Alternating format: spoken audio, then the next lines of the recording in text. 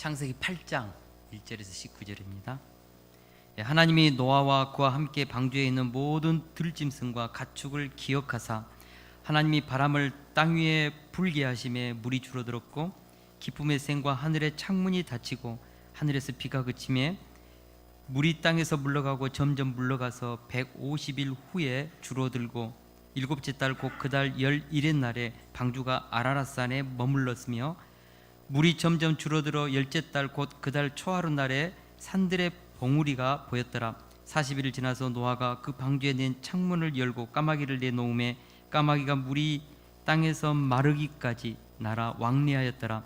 그가 또 비둘기를 내놓아 지면에서 물이 줄어들었는지를 알고자 하며 온 지면에 물이 있으므로 비둘기가 발붙일 곳을 찾지 못하고 방주로 돌아와 그에게로 오는지라. 그가 손을 내밀어 방주 안 자기에게로 받아들이고 또 7일을 기다려 다시 비둘기를 방주에 내놓음에 저녁 때에 비둘기가 그에게로 돌아왔는데 그 입에 감람나무 새 잎사귀가 있는지라. 이에 노아가 땅에 물이 줄어든 줄 알았으며 또 7일을 기다려 비둘기를 내놓음에 다시는 그에게 돌아오지 아니하였더라. 601년 첫째 달 곧 그 달 초 하룻날에 땅 위에서 물이 거치는지라. 노아가 방주 뚜껑을 제치고 본즉 지면에 물이 거쳤더니 둘째 달 21의 날에 땅이 말랐더라. 하나님이 노아에게 말씀하여 이르시되 너는 내 아내와 내 아들들과 내 며느리들과 함께 방주에서 나오고 너와 함께한 모든 혈육 있는 생물 곧 새와 가축과 땅에 기는 모든 것을 다 이끌어내라. 이것들이 땅에서 생육하고 땅에서 번성하리라 하시매 노아가 그 아들들과 그의 아내와 그 며느리들과 함께 나왔고 땅의 동물 곧 모든 짐승과 모든 기는 것과 모든 새도 그 종류대로 방주에 나왔더라. 아멘. 이스턴 항공사 CEO 프랭크 보먼이 했던 말입니다. 파산이 없는 자본주의는 지옥이 없는 기독교다. 이게 무슨 의미인지 이해가 되십니까? 이 말은 잘못 경영한 회사나 은행이 부도가 나면 파산하도록 내버려 두어야 한다는 것입니다. 비록 지금은 아프고 고통스럽다 할지라도 파산을 통해서 건강한 기업들이 성장하도록 기회를 주라는 것이죠. 그러나 국가가 당장 피해가 생길 것을 두려워해서 국민의 세금으로 파산해 가는 그 기업을 도우면 자본주의 시스템이 붕괴된다는 것이죠. 자본주의 시스템은 건강한 기업은 살아나고 병든 기업은 자동적으로 쇠퇴되어서 어떻게 보면은 정말 건강한 그런 자본이 세워지도록 기업들이 세워지도록 하는 시스템이죠. 근데 많은 나라들이 실수를 합니다. 당장의 국가의 피해를 줄이기 위해서 쓰러져가고 망해가는 은행이나 기업들을 국민의 세금으로 살려내죠. 그러면요 건강하게 회사를 경영했던 사람들 마음 가운데 야 이거 잘해봐야 필요 없구나. 기업을 경영하는 기업인들에게 책임의식, 살을 깎는 뼈를 깎는 그런 구조조정이라든지 이런 것을 못하게 막아버리는 것이죠. 왜 대한민국이 인구 5천만의 인구를 가지면서 1인당 GDP가 3만 불이 넘었는데 이런 나라로 발전할 수 있었을까? 제가 한번 생각을 해봅니다. 그것은 1997년 IMF 때 뼈를 깎는 구조 조정을 통하여서 기업들이 다시 한번 정말 고난을 이길 수 있는 어려운 환경을 뚫을 수 있는 그런 환경으로 그런 조직으로 어떻게 보면은 조정을 했기 때문이죠. 동일한 것입니다. 만약 성경에 지옥이 없다면 우리는 죄에 대해서 경각심을 갖지 않을 것입니다. 죄를 지어도 지옥의 심판이 없다면 누가 선하고 의롭게 말씀에 따라 살려고 하겠습니까? 하나님은 사랑이십니다. 그러나 하나님은 동시에 공의의 하나님이십니다. 여러분 우리가 성경을 읽어보면 사랑과 공의는 항상 같이 갑니다. 하나님은 천지를 창조하시고 나서 에덴 동산을 만드셨죠. 우리 인간에게 준 선물입니다. 사랑의 선물이죠. 그리고 그 에덴 동산 안에는 뭐가 있습니까? 에덴 동산 안에는 영생을 누릴 수 있는 생명나무도 주셨죠. 하나님의 사랑의 선물입니다. 그러나 하나님은 인간이 하나님이 창조하신 그 경계를 넘지 않도록 선악과를 따먹지 말게 했습니다. 그리고 따먹으면 정령 죽으라고 했죠. 이것은 죄에 대한 심판의 경고죠. 인간이 죄를 지었습니다. 하나님은 인간을 사정없이 에덴 동산으로부터 추방시켰습니다. 그리고 정령 죽으리라는 심판을 내렸죠. 하나님은 죄에 대해서는 단호하게 말씀하십니다. 그러나 그분의 사랑은 끝이 없죠. 왜 노아의 시대에 대홍수 심판이 임한 것입니까? 창세기 6장 5절에 보니까 여호와께서 사람의 죄악이 세상에 가득함과 그 마음으로 생각하는 모든 계획이 항상 악할 뿐임을 보시고 아시고 마침내 심판을 결정했다고 했습니다. 죄에 대한 심판 없이는 새로운 세상을 열 수 없는 것입니다. 죄를 심판한 후에야 새하늘과 새 땅이 열리는 것이죠. 그래서 기독교는 죄를 심판하는 지옥에 대해서 지속적으로 말씀하고 있습니다. 그러나 기독교의 본질은 지옥이 아니라 천국이요 하나님의 사랑이죠. 6장부터 시작되는 대홍수 이야기에서 우리를 감동시키는 것이 있습니다. 그것은 하나님의 심판을 결정하였음에도 불구하고 120년 동안 노아가 방주를 짓는 그 120년 동안 회개하며 하나님께 돌아올 수 있는 기회를 주셨다는 것입니다. 그리고 또다시 7일 동안 방주 안에 탈 수 있는 마지막 기회를 하나님은 부여하셨습니다. 이렇게 해서 하나님은 더 이상 변명할 수 없을 정도로 많은 기회를 주셨다는 것입니다. 그렇습니다. 우리 하나님은 사랑이십니다. 그러나 심판을 결정하는 날이 오자 방주의 문을 굳게 닫으시고 40일 동안 주야로, 땅에서는 지하수의 샘물을 터뜨리시고 궁창에서는 창문을 열듯이 하늘에서 바켓을 쏘아 붓듯이 지상에 비가 내린 것이죠. 이렇게 해서요 40일 동안 지상에 물이 불어났습니다. 본문에 보니까 120일 동안 지속적으로 불어나서 지상에서 가장 높은 산보다도 더 7m 높은 정도로 이 지구 전체를 물로 잠기게 한 것입니다. 하나님은 사랑이시지만 심판하실 때는 단호하며 무섭도록 치밀하고 집요하게 행하십니다. 또한 피할 수도 숨을 수도 없는 완벽하고 철저한 심판을 하시는 하나님을 보게 됩니다. 우리가 성경을 통해서 깊이 있게 배워야 하는 것이 있습니다. 하나님의 사랑은 끝이 없이 풍성하고 그의 자비는 무한하지만 심판의 때에는 저승사자보다 무섭고 철저하게 죄와 악을 처벌하신다는 사실입니다. 오늘 본문은 죄에 대해서 그토록 무섭고 철저한 심판을 하시지만 택한 자녀들에 대해서는 끝까지 보호하시고 구원을 완성해 내시는 하나님의 사랑이 동시적으로 나타나 있습니다. 오늘 말씀을 통해서 우리 그리스도인들은 악에 대해서 얼마나 하나님은 철저하게 심판하시는가, 그리고 동시에 하나님을 의존하고 말씀에 순종하여 구원의 방주 되신 예수 그리스도 안에 살아가는 우리 성도들을 얼마나 하나님은 완벽한 사랑으로 보호하시고 구원을 해내시는가를 오늘 깨달을 수 있기를 주의 이름으로 축원합니다. 무엇보다도 오늘 말씀을 통하여서요 그 사랑을 확신하면서 그 방주 안에서 구원 그 이후의 삶을 살았던 그 노아의 삶에 대해서도 같이 한번 살펴보고자 합니다. 첫째로 하나님의 사랑은 기억하시는 사랑으로 나타났습니다. 심판 중에도 하나님의 자녀들에게 나타난 하나님의 사랑이죠. 그것이 무엇입니까? 기억하시는 사랑. 8장 1절을 우리 같이 한번 읽어보겠습니다. 8장 1절 말씀 시작. 하나님이 노아와 그와 함께 방주에 있는 모든 들짐승과 가축을 기억하사 하나님이 바람을 땅 위에 불게 하심에 물이 줄어들었고. 아멘. 하나님은 마침내 음란과 포악과 강포함이 넘치는 노아 시대를 물로 심판하셨습니다. 40주야 비가 내렸습니다. 얼마나 많이 내렸는지 창이 열렸다고 했습니다. 지하에 샘물이 터졌다고 했습니다. 아마 지진이 일어났던 것처럼 땅이 갈라졌던 것 같아요. 삽시간에 이 지상은 아수라장이 되었습니다. 호흡이 있는 모든 것이 죽어갔습니다. 무려 150일 동안 온 땅에 물이 가득했습니다. 하나님께서 죄악된 세상을 대홍수로 쓸어버릴 때 공포와 두려움이 온 세상에 가득했을 것입니다. 그러나 하나님은 죄악된 세상을 홍수로 쓸어버리는 데만 관심이 있지 않았다는 사실이죠. 심판 중에도 방주 안에 있는 노아와 모든 들짐승과 가축을 기억하셨다. 이것이 중요합니다. 여기서 기억하셨다는 의미는 하나님께서 막 심판을 하시다가 거기에 온통 집중하다 보면 우리도 깜박할 때가 있잖아요.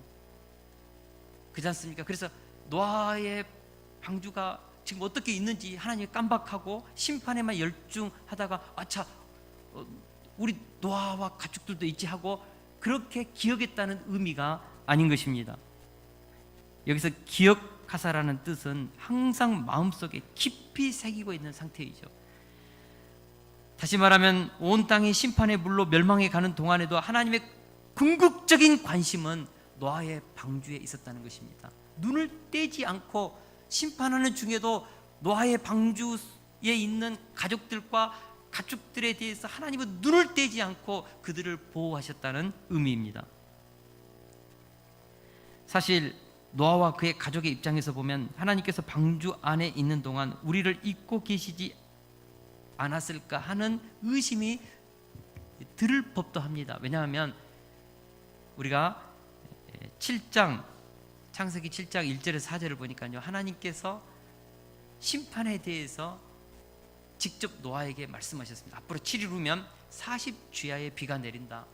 너는 모든 거룩한 짐승 2쌍씩, 거룩한 짐승 7쌍씩, 그리고 부정한 것은 2쌍씩 방주 안으로 들이라는 것이죠. 그리고 나서 그 일이 다 끝났을 때 하나님께서 방주의 문을 꽝 닫으셨습니다. 그리고 나서요, 그때 노아의 나이 600세 되던 2월 17일 날 홍수가 시작됐거든요. 그리고 나서 그 다음에 노아의 나이가 601살 되는 2월 27일, 그러니까 1년하고 꼬박 10일이 지난 이후까지 하나님의 말씀이 없었습니다. 그러니까 하나님의 음성이 없었다고요. 생각해 보십시오. 하나님의 말씀으로 말미암아서 방주 안에 들어갔고 그 말씀대로 40주야 동안 비가 내리고 150일 동안 물이 불어나서 온 지구가 덮었습니다. 그 기간 동안 얼마나 노아와 그의 가족들의 가슴이 쿵닥거렸을까요? 여러분, 막 비가 내리는데요, 그냥 내리는 것이 아니고 막 그냥 어마어마하게 내렸습니다. 제가 표현을 할 수 없을 정도로 어마어마하게 내렸습니다. 막 지진이 나고요, 시커먼 물들이 막 몰아치고, 막 그랬을 때 배가 붕 떠서 물 위에 떠다녔을 때 얼마나 배가 막 출렁거렸을까요? 저 같았으면 그런 걱정이 들었을 것 같아요. 막 역청으로 배 구석구석을 방수 작업을 했는데 혹시 배에 물이 들어오지는 않을까, 새지는 않을까 막 봤을 거예요. 저도 비만 오면은 교회 구석구석 돌아다니면서 물 새는 거 없는가 보거든요. 혹시 이 방주 안에 물은 새지는 않을까, 막 천둥번개가 칠 때 혹시라도 벼락이 방주에 떨어져 가지고 깨지지는 않을까, 막 배가 막 출렁거릴 때 그렇지 않습니까? 혹시라도 침몰하지는 않을까 막 걱정이 됐을 것 같아요. 그죠? 그랬을 것 같아요. 근데 하나님께서 그럴 때에 탁 나타나셔서 노아야 걱정하지 마, 환상 가운데 나타나서 걱정하지 마, 내가 지키고 있다, 붙들고 있다, 그렇게 말해주면 안심이라도 되죠. 근데 노아의 대홍수를 시작하겠다는 말씀하고 그 이후에는 하나님이 나타나질 않는 거예요. 음성도 들리질 않는 거예요. 그 침묵의 기간이 무려 1년 10개월이었습니다. 그 기간 동안 별의별 생각이 다 들었을 것입니다. 그러나 오늘 본문에 보면 하나님의 음성이 전혀 들려오지 않는 1년하고 10개월 동안의 침묵 속에서도 하나님은 노아와 그의 가족을 기억하고 계셨다는 것입니다. 특별히 기억했다는 말 뜻 속에는 하나님께서 노아와의 가정과 짐승들을 위해서 행하실 다음 단계의 일까지도 생각하면서 인도하고 계셨다는 것이죠. 그렇습니다. 하나님은 택한 자녀들, 특히 방주 되시는 예수 그리스도 안에서 살고 있는 우리 그리스도인들을 어떤 경우에도 기억하사 잊지 않으신다는 것이죠. 많은 그리스도인들이 구원의 방주 안에 살다가도 고난이 오고 실패가 계속되고 있을 수 없는 어려움을 당할 때 하나님께서 나를 버리신 것은 아닐까, 그런 의심이 들 때가 있습니다. 다윗도요, 그렇게 믿음이 좋았음에도 불구하고 하나님이 나를 잊은 것은 아닌가 신앙의 회의감이 들 때도 있었습니다. 사울에게 쫓겨서 광야에서 헤맬 때, 정말 굶주린 배를 움켜쥐고 아히멜렉에 갔을 때 그 진설상에 얹혀진 진설병을 먹었지 않습니까? 근데요, 사울의 신하 도액이 이것을 고발하고 아히멜렉과 제사장 감은 85명이 죽었습니다. 자기 때문에 85명의 거룩한 의인들이 죽었다고요. 그 소식을 들었을 때 다윗의 마음이 얼마나 아팠을까, 얼마나 고통스러웠을까. 살기 위해서 자기가 죽였던 골리앗의 고향 가드로 가가지고 아기스 왕 밑에서 종노릇하면서 목숨 부지하다가 신하들이 골리앗을 죽인 놈이다, 위험하다 했을 때 미친 척하면서 침을 흘리면서 대문짝을 긁적거리는 그 정신병자 연기를 하면서 다윗의 그 눈에 얼마나 아픔의 눈물이 흘렀을까. 하나님의 말씀에 순종하여 그일라 백성을 도왔음에도 불구하고 그일라 백성들이 다윗이 이곳에 있다고, 십광야에 있다고 사울에게 일러 바쳤죠. 배신당한 거죠. 쫓겨나가면서 다윗의 마음이 얼마나 세상 사람들에 대한 원망과 불평이 가득했을까. 수없는 광야에 도피 생활하면서 다윗이요, 정말 하나님 앞에 때로는 말로 표현하기 어려운 신앙의 회의감이 있었습니다. 그래서 시편 13편 1절에 보니까 다윗이 이렇게 고백합니다. 여호와여, 어느 때까지니까 나를 영원히 잊으시나이까? 주의 얼굴을 나에게서 어느 때까지 숨기시겠나이까? 저는 이런 다윗의 마음이 공감이 됩니다. 얼마나 힘들었으면 하나님이 나를 잊으셨습니까? 하나님께서 나를 지키시고 보호하셨다면 내 삶이 어떻게 이런 고통과 실패 속에 처할 수 있습니까? 원망참 물음으로 물었겠습니까?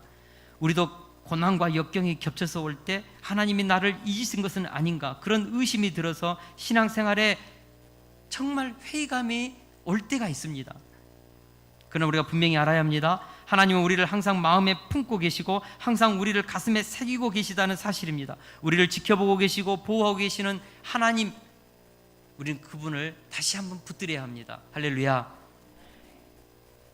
출애굽기 3장 7절을 우리 같이 한번 읽겠습니다. 시작. 내가 애굽에 있는 내 백성의 고통을 분명히 보고 그들이 그들의 감독자로 말미암아 부르짖음을 듣고 그 근심을 알고, 하나님은 이스라엘 백성들이 바로의 노예가 되어서 고통 가운데 있는 그들의 모든 상황을 보고 듣고 알았다는 것이죠. 여러분, 하나님은 보고 듣고 알고 계십니다. 우리의 깊은 신음소리도 다 듣고 계십니다. 결코 우리의 이름을 잊는 법이 없습니다. 결코 우리의 삶의 현장에서 부르짖는 고통의 소리를 외면하는 법이 없습니다. 하나님께서 침묵한다고 해서 하나님이 계시지 않는 것이 아닙니다. 내 삶의 자리에서 아무런 성공의 일들이 일어나지 않는다고 하나님이 주무시고 계신 것이 아닙니다. 이사야서 49장 15절을 우리 같이 한번 읽겠습니다. 시작.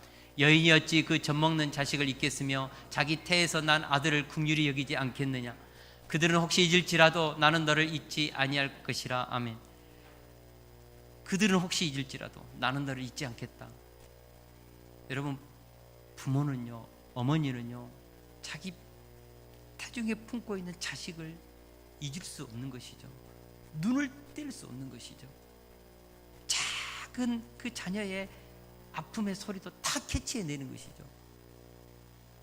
그럼에도 불구하고 부모도 자녀들의 아픔으로부터 잠시 한눈 팔 때가 있습니다. 정신을 놓아버릴 때가 있습니다. 그러나 우리 하나님은 설령 어머니가 자식을 잃어버리는 순간이 있다 할지라도 나는 택한 너희들을 결코 잊어버리지 않겠다 말씀하셨습니다. 이것이 얼마나 우리에게 위로가 됩니까?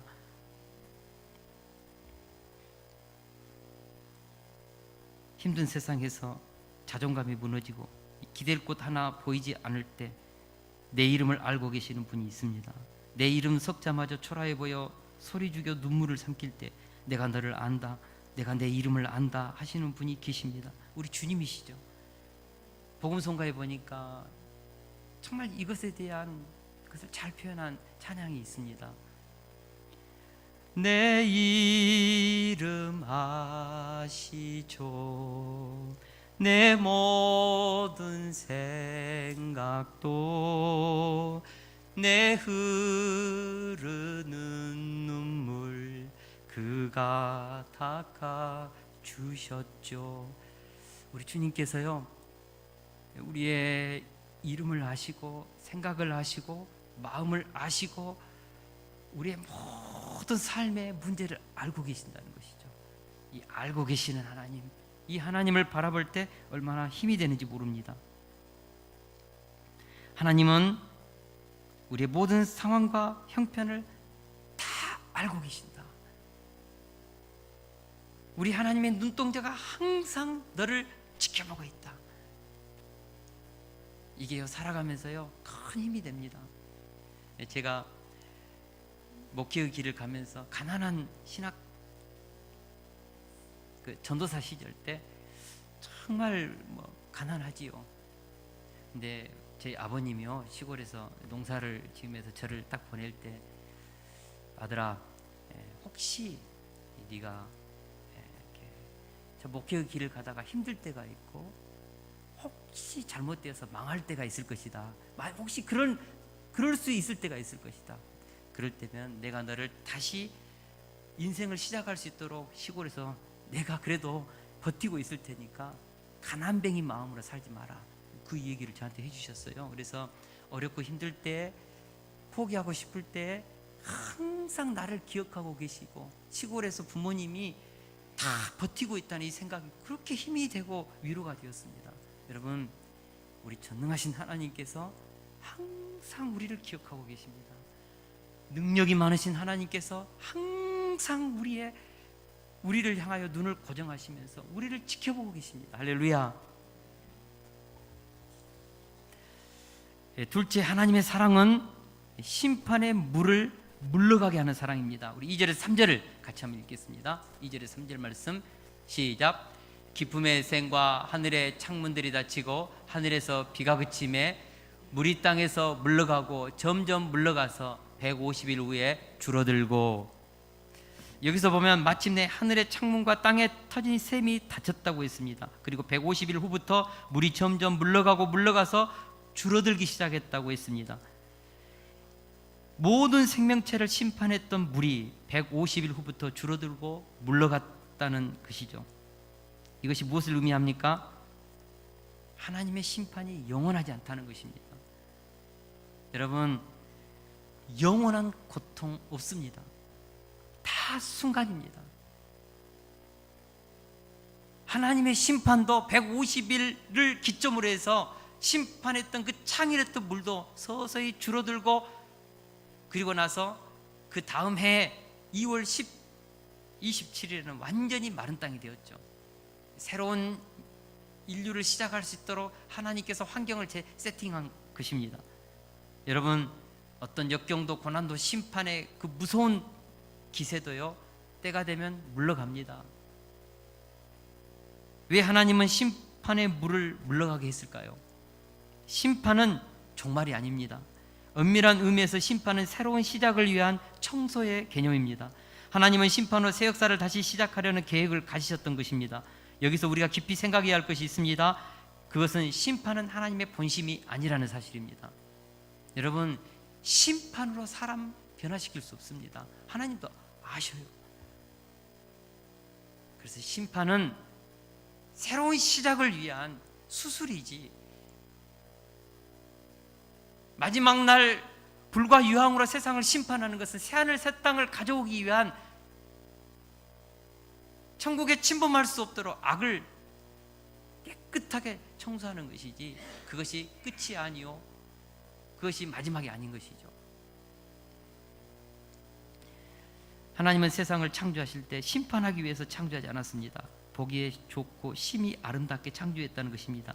심판이 목적이 아닙니다. 온 세상이 창조의 목적대로 보기 좋게 하는 것이며 행복하게 하는 것이며 모든 것이 살아나고 영생에 이르게 하는 것이 하나님의 뜻이고, 거기에 하나님의 의지가 있다는 것입니다.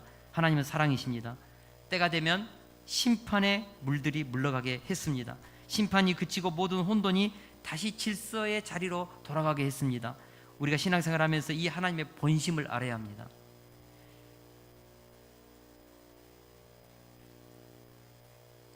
때로 하나님의 자녀들인 우리들에게도 알 수 없는 고난이 닥쳐오죠. 믿음으로 살고자 하는데도 고통과 아픔과 실패와 역경이 있습니다. 욥의 인생을 보니까 그렇게 의로운 욥도요, 하나님의 주권 속에서 어마어마한 고난을 당했죠. 어느 날 갑자기 재산이 다 사라지고 자녀들이 죽어가고 심지어는 자기의 몸에 악창이 나서 공동체로부터 분리되고, 그래서 어떤 성경학자들은 이것이 문둥병일 것이다라고 하는데, 정말 사람들이 격리시킬 정도로 어마어마한 몸의 질병을 갖고 기왓장으로 뜩뜩 긁으면서 그 모습을 봤던 아내는 하나님을 욕하고 죽어버리라고 떠나버리고 모든 것이 다 무너졌지 않습니까? 그런 고난이 의인 욥에게도 왔다는 것이죠. 사랑하는 성도 여러분, 우리가 믿음으로 살려고 해도요, 정말 해석이 안 되는 고난이 올 때가 있습니다. 때로는 우리가 잘못 선택한 삶의 결과로서 고난이 올 때도 있습니다. 마치 다윗이 밧세바와 불륜을 저질러서 이것을 감추기 위해서 그의 남편 우리아를 살해하고, 그로 말미암아서 겪었던 아들이 죽어가고 자식들 간의 근친상간이 이루어지고 자기 자식이 자기를 죽이고자 왕의 자리를 강탈하고자 반란을 일으키고 쫓겨나가고 말할 수 없는 죄의 결과로 인한 고난을, 하나님의 징계를 받았습니다. 정말 살기 버거울 정도로 다윗도 힘든 그런 고난 속에 있었다는 것이죠. 그럼에도 불구하고 그 모든 고난이요 다 지나갔습니다. 욥이 당했던 고난 6개월이었습니다. 다윗이 당했던 고난도 때가 되니까 다 지나가고 사라졌습니다. 사랑하는 성도 여러분, 때가 되면 고난도 지나가고 시련도 지나갑니다. 하나님은 하나님의 죄에 대한 심판의 목적이 세상을 깨끗한 데 있고 하나님의 자녀들에 대한 징계의 목적이 살리는 데 있기 때문입니다. 다 지나갑니다. 행복도 지나가고 성공의 그 희열, 감동도 지나가고 고난도 지나가고 실패도 지나가고, 우리의 생명보다 더 긴 고난 없습니다. 우리 인생보다 더 긴 역경 없습니다. 다 지나갑니다. 랜더 윌슨 스미스가 쓴 이것 또한 지나가리라는 시가 있습니다. 큰 슬픔이 거센 강물처럼 내 삶에 밀려와 마음의 평화를 산산조각내고 가장 소중한 것들을 내 눈에서 영원히 앗아갈 때면 내 가슴에 대고 말하거라. 이것 또한 지나가리라. 끝없는 힘든 일들이 제 감사의 노래를 멈추게 하고 기도하기에도 너무 지칠 때면 이 진실의 말로 하여금 내 마음의 슬픔을 사라지게 하고 힘겨운 하루의 무거운 짐을 벗어나게 하라. 이것 또한 지나가리라. 행운이 너에게 미소를 짓고 하루하루가 환희와 기쁨으로 가득 차 근심 걱정 없는 날들이 스쳐갈 때면 세속의 기쁨에 젖어 안식하지 않도록 이 말을 깊이 생각하고 가슴에 품어라. 이것 또한 지나가리라. 너의 진실한 노력이 명예와 영광 그리고 지상의 모든 귀한 것들을 내게 가져와 웃음을 선사할 때면 인생에서 가장 오래 지속될 일도, 가장 웅대한 일도 지상에서 잠깐 스쳐가는 한순간에 불과한 것을 기억하라. 이것 또한 지나가리라. 이 세상의 어떤 슬픔, 고통도 다 지나갑니다. 젊음도 지나가고 순간 느끼는 쾌락도 지나가고 한순간에 붙잡았던 성공도 때가 되면 지나가고 우리를 쓰러뜨리고 죽일 것 같은 인생의 아픔도 지나가고 다 지나갑니다. 사랑하는 성도 여러분, 다 지나갑니다. 그러므로 우리가 하나님 앞에서 이것 또한 지나가리라, 이 땅에 사는 삶에서 이 마음을 가지면서 영원한 것에 우리 인생의 포커싱을 두자는 것입니다. 사랑하는 성도 여러분, 우리 인생보다 더 긴 고통 없습니다. 우리의 생명보다 더 오랫동안 지속되는 실패 없습니다. 다 지나갑니다. 영원한 복음, 영원한 구원, 영원한 하나님의 품, 영원한 하나님의 나라만이 우리가 누릴 수 있는 최고의 가치요 행복인 것이죠. 한때 온 세상을 영원히 삼킬 것 같은 노아의 홍수가 150일을 정점으로 조금씩 물러가서 처음 창조했던 그 자리로 되돌아갔고, 노아는 새 삶을 시작했다는 이 사실에서 우리는 날마다 새로운 삶에 대한 꿈을 품게 되는 것이죠. 아무리 어렵고 힘들어도 우리는 새로운 삶에 대한 소망을 가슴에 품을 수 있다는 것입니다. 할렐루야. 이번에 시골에 내려갔는데 제 아버님이 그냥 슬쩍 그냥 큰 소리도 않고 혼자 중얼거리듯이 했던 소리를 제가 순간적으로 들었거든요. 뭐 하면서 80평생을 보냈는지 모르겠다. 그러니까 뭐 하면서 80평생을 보냈는지 모르겠네. 이 80평생이 왜 이리 한순간인지 하면서 혼자 중얼거리는 것을 제가 들으면서 참 마음에 좀 어떤 그런 묵직한 것이 제 마음 가운데 이렇게 밀려왔습니다. 80평생, 그 평생이 뭐 하면서 살았는지 다 지나갔다는 것이죠. 여러분, 우리가 이 땅에서 그렇게 붙잡고 추구했던 것들 다 지나갑니다. 우리가 바라봐야 할 영원한 소망은 하늘 소망입니다. 우리가 영원히 머물러야 할 우리의 본향은 하나님의 나라입니다. 우리가 이것을 바라보면서 아무리 큰 성공, 아무리 큰 행복이 주어져도 이것 또한 지나가리라 여기면서 안주하지 말기를 바랍니다. 아무리 큰 고통과 아무리 어려운 인생의 역경이 와도, 시련이 와도 이것 또한 지나가리라, 그것 때문에 절망하고 살아갈 인생의 희망을 놓아버리는 그런 어리석은 인생의 결정을 하지 않기를 주의 이름으로 축원합니다.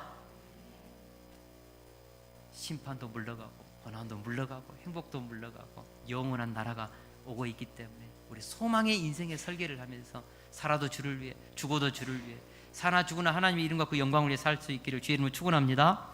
셋째로, 하나님의 사랑은 방주가 아라랏산에 머물게 하는 사랑으로 나타났습니다. 우리 4절을 같이 한번 읽겠습니다. 시작. 일곱째 달 곧 그 달 11의 날에 방주가 아라랏산에 머물렀으며. 우리가 잘 아는 것처럼 방주는 키가 없고 돛도 없고 노도 없습니다. 나침반도 없습니다. 그냥 떠 있는 거예요. 하나님이 방주의 선장이시죠. 근데 하나님께서 이 방주를 아라랏산에 머물게 했습니다. 우연히 그렇게 된 것이 아닙니다. 어쩌다 보니까 아라랏산에 그 바위에 걸려가지고 땅에 걸려가지고 그곳에 220일 동안 머무는 것이 아니죠. 하나님이 의도적으로 계획적으로 주권을 가지고 아라랏산에 머물게 한 것입니다. 왜 아라랏산입니까? 그것은 대륙의 중심지입니다. 노아의 후손들이 세계 각국으로 퍼져나갈 수 있는 굉장히 중요한 장소입니다.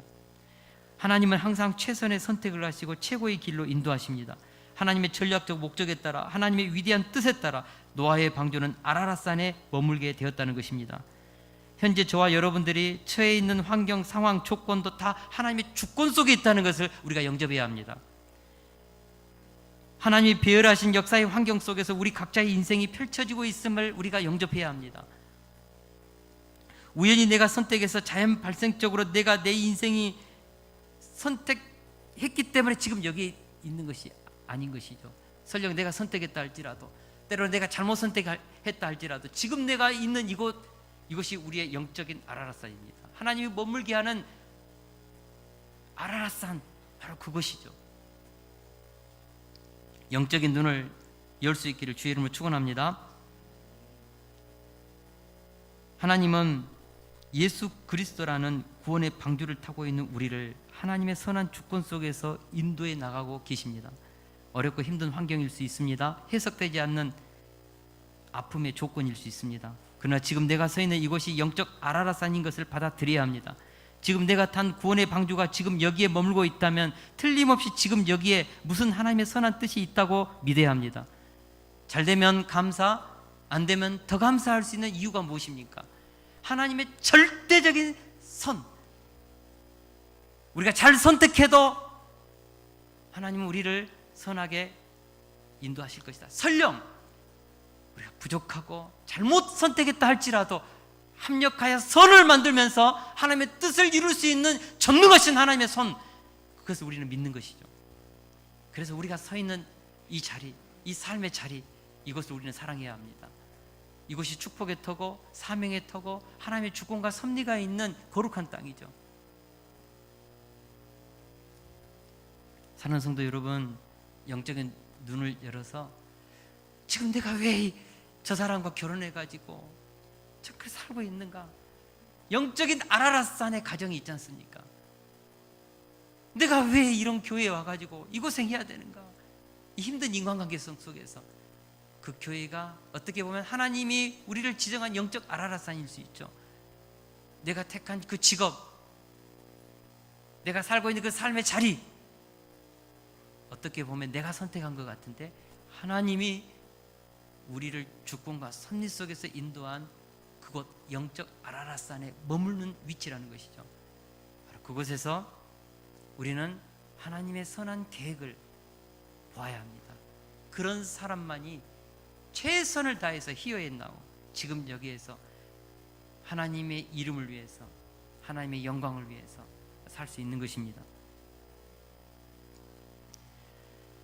노아와 그의 가족은 아라라산에서 머문 220일 동안 어떤 불평도 오망도 하지 않고 그곳에서 하나님께 예배하며 찬양하며 감사하며 그렇게 새로운 인류의 시작을 준비하면서 보냈습니다. 우리도 그렇게 해야 합니다. 이처럼 심판 중에서도 하나님의 사랑은 그들을 기억하시는 사랑으로, 심판의 물이 줄어들고 물러가는 사랑으로, 아라라산에 머물게 하는 사랑으로 나타났습니다. 심판 중에라도 하나님의 자녀들에 대한 하나님의 사랑은 이처럼 놀랍게 나타났다는 것입니다. 우리는 하나님의 자녀들입니다. 심판 중이라도 두려워할 필요가 없습니다. 우리의 모든 삶의 현장을 우리 주님께서 보고 듣고 알고 계시기 때문입니다. 설사 내가 서 있는 이곳이 이해되지 않는 환경이요 조건이라 할지라도 하나님의 선한 계획 속에 인도된 것이기 때문에 우리는 지금 여기에서 새로운 시작을 준비할 수 있어야 합니다. 할렐루야. 히어에 나오 너무나 중요한 성경의 주제입니다.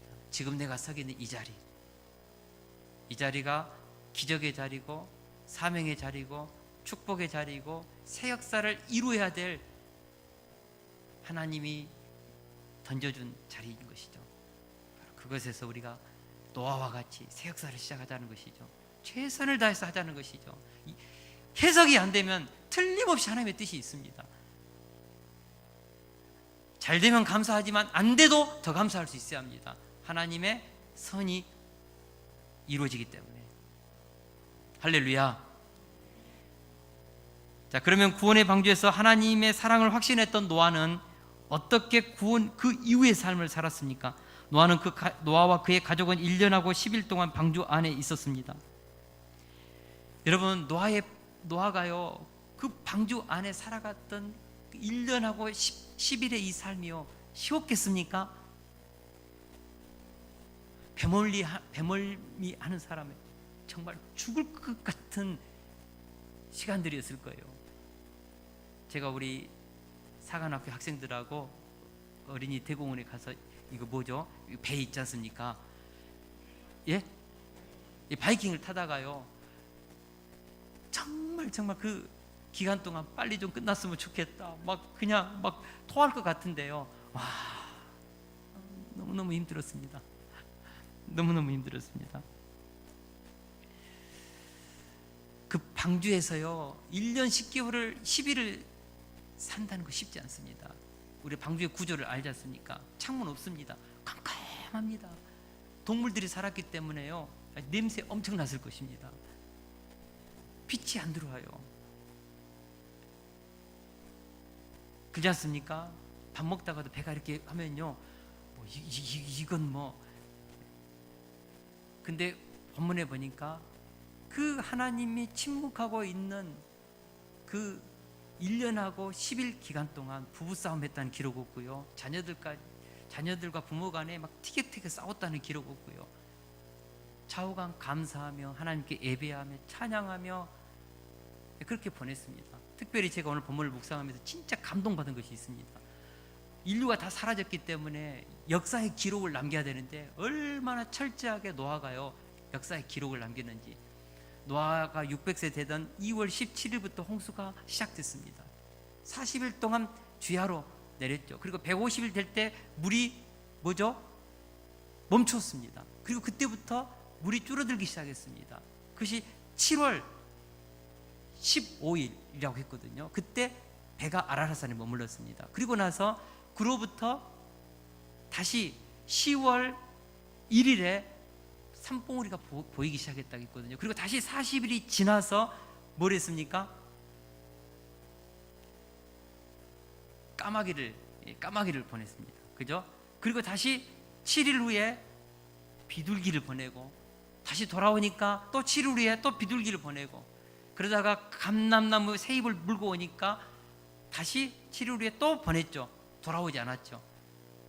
그리고 나서요, 땅이 다 마른 것을 확인했습니다. 그러면서도 며칠을 기다렸습니까? 무려 56일을 또 기다립니다. 왜 기다립니까? 하나님께서 방주의 문을 열어주시고 나가라 할 때까지 기다린 거죠. 저 같으면요, 하나님의 음성이 아직 1년 10일 동안 없었지 않습니까? 그러면요, 몸이 근질근질할 것 같아요. 다 말랐잖아요. 그러면 뚜껑 열어보고, 와, 다 말랐네, 얘들아 우리 사다리 만들자 하고, 아니면은 그 닫힌 문 막 망치로 막 패든지 해가지고 하루라도 빨리 방주에서 나가고 싶었을 거예요. 근데 본문에 보니까 노아와 그의 가족은 하나님이 방주의 문을 열어줄 때까지, 하나님의 음성이 오기까지 기다렸던 것이죠. 그러니까 노아는요, 1년하고 10개월 동안 그 방주에서요, 온전히 하나님께 예배하고 불평원망하지 않고 최선을 다해서 역사를 기록하면서 자기가 할 수 있는 모든 일을 다 하면서 하나님의 또 다른 말씀이 오기까지 순종하며 살았다는 것이죠. 이것이 구원 이후 노아의 삶이었습니다. 사랑하는 성도 여러분, 우리 신앙생활하면서 구원 그 이후의 삶을 노아처럼, 그의 가족처럼 그렇게 최선을 다해서 살아낼 수 있길 주 이름으로 축원합니다. 구원의 방주 속이 컴컴하고 냄새나고 불편하고 흔들리고, 잠을 잘 때 그냥 배가 흔들리면 번쩍 일어나야 되고, 하나님 이 생활 언제까지 해야 돼요? 빨리 좀 나가게 좀 해주세요. 불평할 수 있지 않습니까? 그렇게 하지 않고 때를 기다리며 역사의 모든 순간순간을 기록하며 그랬던 그 노아의 삶을 보니까 감동이 되는 거예요. 하나님 우리에게 주시는 이 부르심의 자리에서 우리가 최선을 다해서 구원 그 이후의 삶을 저와 여러분들이 살아낼 수 있기를 축원합니다. 냄새가 나고 컴컴하고 습하고 그런 환경이라 할지라도 구원 그 이후의 삶의 자리에서 항상 감사하며 기뻐하며 범사에 하나님을 기도하면서 그렇게 살자는 것이죠. 왜냐하면 그것이 그리스도 예수 안에서 너희를 향하신 하나님의 뜻이기 때문에 그렇습니다. 할렐루야. 이번 한 주 동안 우리가 학가다 할 때 뭐였습니까? 그들은 혹시 잊을지라도 나는 너를 잊지 아니할 것이라.